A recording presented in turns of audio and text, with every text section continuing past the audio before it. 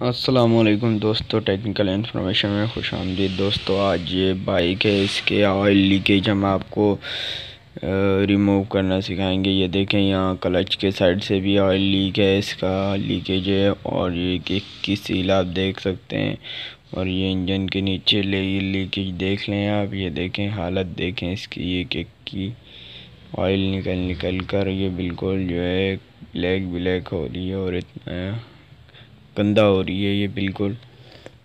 یہ نیچے دیکھ سکتے ہیں انجن کے آپ، کتنی گندی کنڈیشن ہے اس کی۔ اور سب سے پہلے ہم کیا کریں گے، ہمیں چاہیے ایل کی 4 mm کی۔ یہ دیکھیں، یہ کلچ کے ٹکلی کے بولٹ ہم نے کھولنے، یہ ایل کی بولٹ ہیں، تو ان کو میں کھولنا شروع کرتا ہوں۔ اس کے بعد آپ کو اندر کی سچویشن دکھائیں گے دوستوں کہ یہ اس کے اندر کیا ہوتا ہے۔ یہ دیکھیں، یہ کھول لیا ہے میں نے، دوسرا بورڈ بھی کھولنے لگا ہوں۔ اس کے یہاں سے بہت آئل لیک ہوتا ہے، یہ دیکھیں یہاں سے آئل ٹپک بھی رہا ہے۔ یہ دیکھیں، یہ حال ہے اس گاڑی کا۔ یہ دیکھیں، سارا آئل جو ہے کلچ کے اندر ہے، جبکہ اس کے کلچ کے اس ایریا میں آئل نہیں ہوتا۔ یہاں ایک سیل لگی ہوتی ہے اندر، تو وہ آئل کو باہر آنے نہیں دیتی۔ یہاں مجھے لگتا ہے یہ سیل جو ہے خراب ہو چکی ہے، تو ہم یہ کک کھول لیتے ہیں۔ کک کی بھی ہمیں سیل جو ہے چینج کرنی ہے۔ تو یہ دیکھیں، کک کی بھی سیل بالکل گندی حالت میں اور فل لیکیج ہے اس میں۔ یہ دیکھ سکتے ہیں کلچ سے کتنا آئل گرا ہے۔ یہ دیکھیں، بالکل گندی حالت ہے اس کی۔ تو اب اسے میں جو ہے آپ کو کر کے بتاؤں گا کہ یہ آئل لیکیج کیسے ریموو کریں گے آپ۔ تو سب سے پہلے آپ کو یہ سامنے جو کلچ کور کھول کے ٹکلی ہٹا کے، یہ سامنے آپ کو کلچ کی سیٹنگز وغیرہ نظر آ رہی ہیں، یہ کھولنی۔ یہ بولٹ آپ دیکھ رہے ہیں، یہ آپ کو کھولنا ہے۔ یہ کافی سخت ٹائٹ ہوا ہے، تو اس کے لیے مجھے پہلے اسے ہلکا سا جو ہے ٹھوکنا پڑے گا۔ اگر آپ بھی کوئی بولٹ کھول رہے ہیں اور وہ نہ کھلے، تو آپ کسی چیز سے اس کے اوپر ہلکی سی ہیمرنگ کر لیا کریں، تو وہ جو اس کی چوڑی ہوتی ہے وہ ذرا سی ہیمرنگ کرنے سے لوز ہو جاتی ہے، اور آپ آسانی سے اسے کھول سکتے ہیں۔ تو یہ میں نے اس کو ہیمر کیا ہے، تب بھی یہ نہیں کھل رہا ہے۔ اب یہ 4 منہ کا اسکرو ڈرائیور لے کے میں نے اسے ہلکا سا ہیمر کیا ہے۔ اب یہ اسکرو ڈرائیور لگا کے میں اس کو پانے سے ایک دم سے جھٹکا دوں گا، تو یہ دیکھیں، یہ اب آسانی سے کھل گیا ہے۔ آپ کے سامنے یہ نہیں کھل رہا تھا، اب دیکھیں کتنی آسانی سے کھل گیا ہے۔ اسے میں کھول لیتا ہوں اور آپ کو دکھاتا ہوں کہ اس کے اندر کیا حالت ہے اور کیا کنڈیشن ہے اس کی۔ آپ نے دیکھا کہ کلچ سے کتنا آئل نکلا تھا، تو اس کے اندر کچھ بری حالت ہی ہوگی، جیسے کہ حالت اس کی۔ یہ دیکھیں، یہ ایک چھوٹا سا یہ ڈپٹ ٹائپ کا ایک لاک ہوتا ہے۔ آپ کو یہ کلچ ورم نکالنے کے لیے سب سے پہلے اسے نکالنا پڑے گا۔ یہ دیکھیں، آپ کسی باریک پیچکس سے یا نوز پلاس کی مدد سے آپ اسے نکال سکتے ہیں۔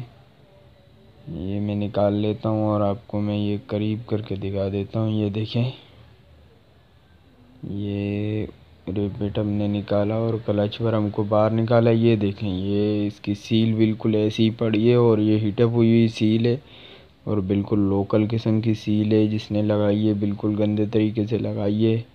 یہ دیکھیں، اور اسے پتہ نہیں کیا یہ چیزیں لگا کے اسے چپکایا ہے، اور یہ اس کے اندر کی حالت دیکھ لیں آپ، کتنا گندا ہو رہا ہے یہ سامنے جو آپ کو سوراخ نظر آ رہا ہے، یہاں سے آئل آتا ہے۔ اس کو یہ سامنے جو اس کے ریپٹ لگا ہے، اسے جب ہم کلچ پکڑتے تو یہ پش ہوتا ہے، تو اسے آئلنگ کے لیے یہاں آئل سیل لگی ہوتی ہے کہ آئل سیل۔ یہ دیکھیں، یہ میں نے جینین اچھے کوالٹی کی جو ہے سیلیں لے لی ہیں۔ اب ان میں سے میں سیل نکالوں گا اور آپ کو یہ سیل لگانے کا طریقہ بھی بتاؤں گا کہ یہ سیل، یہ سب سے پہلے آپ نے اسے اچھے طریقے سے صاف کر لینا ہے۔ اس کے اندر آئل ذرا بھی نہ رہے، بالکل خشک کر لیں اسے۔ آپ پیٹرول یا ڈیزل سے سروس کر لیں، میں بھی اسے سروس کر لوں گا ویڈیو اسکپ کروں گا میں کہ ویڈیو لمبی ہو جائے گی سروس کے دوران. تو میں نے اسے یہ دیکھیں سروس کر لیا ہے اور یہ سیل دیکھیں میرے پاس جینین سیل ہے. اب سیل بٹھانے کا طریقہ آپ دیکھ لیں. یہ ذرا سا میں نے زوم کر لیا ہے اسے. یہ دیکھیں آپ نے جب یہ سیل بٹھانی ہے تو سیل کی لپ پلٹی نہیں ہونی چاہیے آپ کی. بالکل دونوں ہاتھ برابر کر کے اور اسے چاروں کونوں سے برابر برابر اندر کی جانب دھکیلنا ہے آپ نے. یہ جو اس کا راڈ ہے اور اس کے بعد جو ہے آپ نے اسے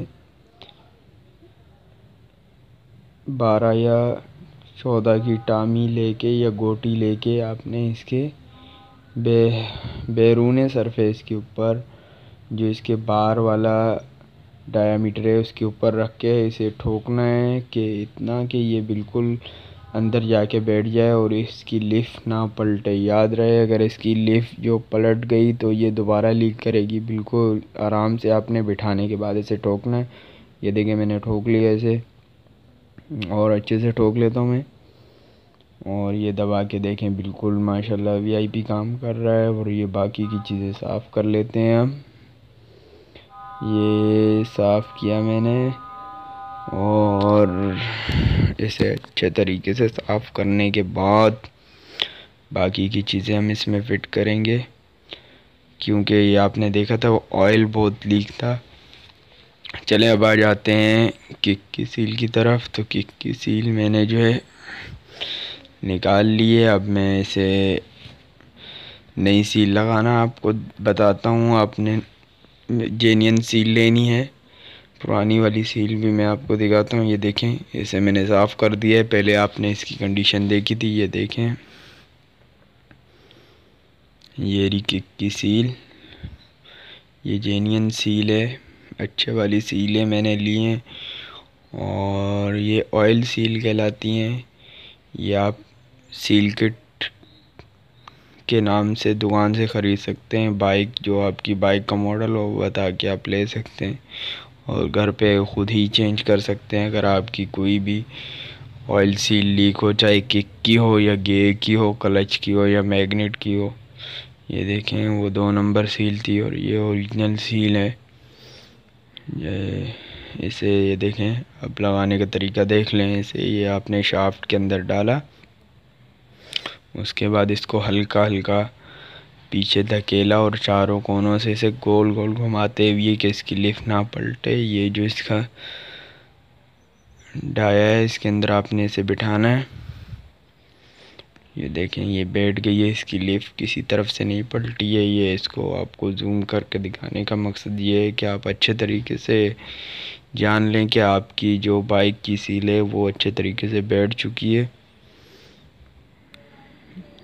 اب اسے آپ نے جو ہے کسی گول منہ والی چیز سے اسے ٹھوکنا ہے. یہ دیکھیں یہ تو یہ آ نہیں رہا, تو اب ہمیں کیا کرنا پڑے گا, یہ 14 کی گوٹی سے بھی آپ اسے ٹھوک سکتے ہیں یا پلگ پانا اگر آپ کے پاس ہو تو آپ پلگ پانے سے بھی ٹھوک سکتے ہیں. میں اسے پلگ پانے سے ٹھوک رہا ہوں. یہ دیکھیں اور گھما گھما کے آپ اس کو بالکل سلو ٹھوکیے گا. ایسے نہیں ہو کہ یہ کٹ جائے. یہ ربڑ کی سیل ہوتی ہے اور زیادہ ٹیڑھا ٹھوکنے سے یا پیچکس وغیرہ سے ٹھوکنے سے یہ کٹ جاتی ہے اور آئل دوبارہ لیک ہوگا. پہلے آپ نے اس کی کنڈیشن دیکھی تھی, اب دیکھیں ماشاءاللہ صاف ستھری ہو گئی ہے پہلے سے. پہلے آپ نے اس کی آئل سے کنڈیشن دیکھی تھی, اب دیکھیں انجن کتنا صاف ستھرا لگ رہا ہے اور یہ سیل بھی پوری بیٹھ چکی ہے. اب ہم کریں گے اس کی کک وغیرہ فٹ. چلیں پہلے یہ اس کے کلچ کے باقی کے پارٹس جو ہیں یہ میں لگا دیتا ہوں. انجن کو تو میں نے سروس کر لیا تھا, پر یہ جو کلچ کے یہ پارٹس ہیں اسے میں نے سروس نہیں کیا تھا, تو اسے میں ہلکا سا بس پیٹرول سے دھو لیتا ہوں. اور اسے پیٹرول سے دھونے کے بعد آپ ہلکا سا آئل لگا سکتے ہیں. اسے آئل لگا کے لگائیے گا, نہیں تو گریس اگر آپ کے پاس اویلیبل ہے تو آپ گریس لگا کے فٹ کر دیں اسے. باقی میرے کلچ ورم میں تو گریس لگی ہوئی تھی, اسی لیے میں خالی اس کو سروس کر کے اور ہلکا سا جو ہے آئلنگ کر کے لگا دوں گا۔ زیادہ آئل لگانے سے بھی یہی ہوگا کہ جو آئل ہوگا آپ کا وہ باہر کی جانب آئے گا تو آپ کو سیم نظر آئے گی، اسی لیے میں زیادہ آئل نہیں لگاؤں گا، ہلکا سا آئل لگاؤں گا۔ آپ چاہیں تو گریس لگا لیں۔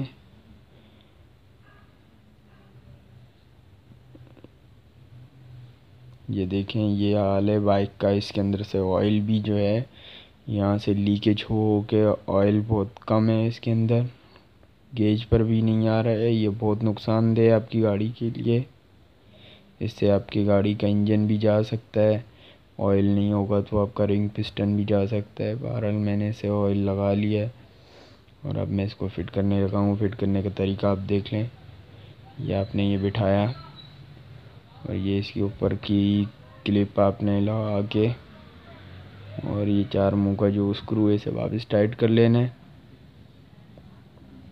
اس کو اچھے سے ٹائٹ کرنا ہے، ایسے نہ ہو کہ یہ چلتے میں کھل جائے۔ یہ دیکھیں اسے میں نے ٹائٹ کر لیا ہے۔ اب میں کلچ ورم ڈالتا ہوں۔ راڈ کو آپ نے اوپر سے ڈالنا ہے اور اس کو نیچے کی طرف پلیٹ کو پش کرنا ہے۔ اسپرنگ، کلچ کا اسپرنگ بھی دیکھ لیں کہ کیسے ڈالا جاتا ہے۔ یہ میں اسپرنگ ڈالنے لگا ہوں۔ آپ نے اس کے اندر ایک چھوٹا سا کھانچا بنا ہوا ہے، پہلے کھانچے میں بٹھا لینا ہے اوپر سے اتار کے۔ اس کے بعد جو اس کا کلپ بنا ہوتا ہے اسے اوپر کی جانب اٹھا کے یہ دیکھیں پیچکس کی مدد سے اور اس میں پھنسا دینا ہے۔ یہ بیٹھ گیا ہمارا اور اس کو ہلکا سا اندر ٹھوک لینا ہے کہ اس کے یہاں کھانچا نظر آ جائے آپ کو۔ اور جو آپ کی جو ریپٹ ہم نے یہ نکالی تھی یہ ہم واپس لگائیں گے۔ یہ دیکھیں واپس لگا رہا ہوں میں، اور آپ بھی اسی طرح اسے واپس لگا سکتے ہیں۔ واپس لائیے، ہلکا سا پیچھے کرنا پڑے گا، یہاں ایک گیپ ہوتا ہے، اس گیپ کے اندر آپ کو یہ بٹھانا ہوتا ہے۔ یہ بیٹھ گیا ہے ہمارا کلپ۔ اب یہ ورم باہر نہیں آئے گا۔ جب اس کے اوپر کلچ کی ٹکلی لگ جاتی ہے تو یہ آسانی سے جو ہے پیک ہو جاتا ہے۔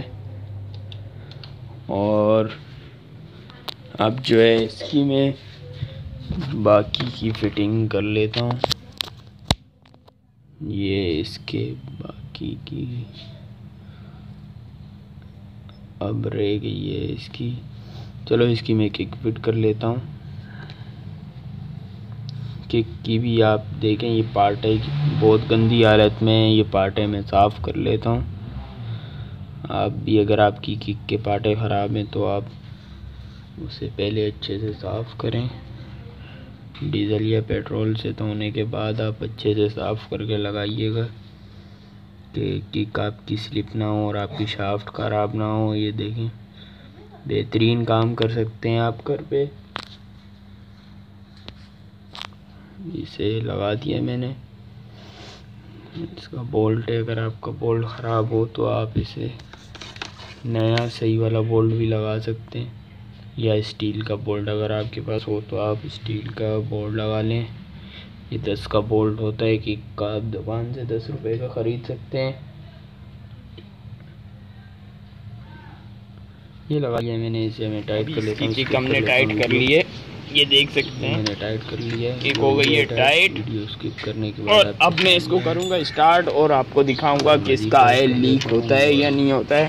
اب جو ہے ہم اسٹارٹ کرتے ہیں۔ یہ بائک ہو گئی ہے اسٹارٹ آپ کے سامنے، اور یہ آپ دیکھ سکتے ہیں کہیں سے آئل ریس بھی دیتا ہوں میں اس کو، ایکسیلیٹر دے رہا ہوں میں۔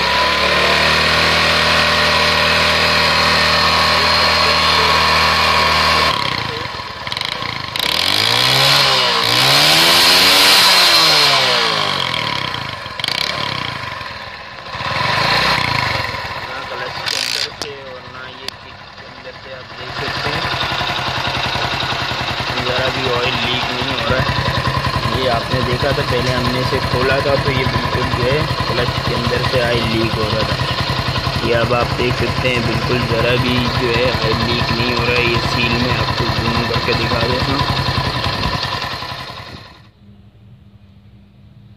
جی دوستو، یہ تیار ہو چکی ہے. اب رہ گئی ہے ہماری ٹکلی فٹ کرنا. اب ہم ٹکلی کو فٹ کر لیتے ہیں. گاڑی کی آپ نے آواز وغیرہ بھی سنی اور گاڑی سٹارٹ کر کے میں نے آپ کو دکھا دی ہے. کوئی لیکیج وغیرہ نہیں ہو رہی ہے. باقی کی چیزیں میں فٹ کر لیتا ہوں. دوستو اگر آپ ہمارے چینل پہ نئے ہیں تو ہمارے چینل کو سبسکرائب لازمی کریں. اگر ویڈیو پسند آئی ہے تو لائک کریں. کچھ سمجھ نہ آئے تو کمنٹ کر کے پوچھ لیا کریں. اور اگر آپ چاہتے ہیں کہ آپ کے دوست بھی اس ویڈیو سے فائدہ اٹھائیں اور دھوکہ کھانے سے بچیں، گھر پہ کام کریں، تو آپ اس ویڈیو کو اپنے دوستوں کے ساتھ شیئر کر سکتے ہیں. یہ بائک کی لک دیکھ لیں. پہلے آپ نے اس کی لک دیکھی تھی اور اب دیکھیں کتنا صاف ستھرا انجن ہے. دیکھ لیں آپ. تو ملتے ہیں نیکسٹ ویڈیو میں. تب تک کے لیے اجازت دیجیے. اللہ حافظ.